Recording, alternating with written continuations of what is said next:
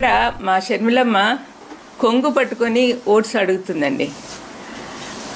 ఈ పాలిటిక్స్లో సెంటిమెంటు ఈ కొంగులు పట్టుకొని అడగడం వల్ల గెలవగలిగితే మరి లీడర్షిప్ క్వాలిటీ ఎక్కడుందండి? అక్కడ మాటకు ముందు వైఎస్ రాజశేఖర రెడ్డి కుమార్తెనో అంటుంది. రాజశేఖర రెడ్డి అన్న ఉంటే కన్నా ఇలాగ చేసేవాడా? ఒక లీడర్కు ఉండాల్సిన లక్షణాలు ఏమున్నాయండి? అనవసరంగా అవినాష్ని దినమంతా హత్య చేసినాడు అని చూసినారా వాళ్ళు హత్య చేసినట్లు? ఎవరు వాళ్ళకి ప్రూఫ్ చూపించారండి?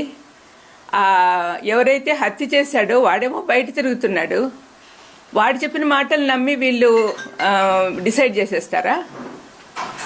వాళ్ళేనా డిసైడ్ చేసేవాళ్ళు? మరి జడ్జిలు కోర్టులు ఎందుకండి?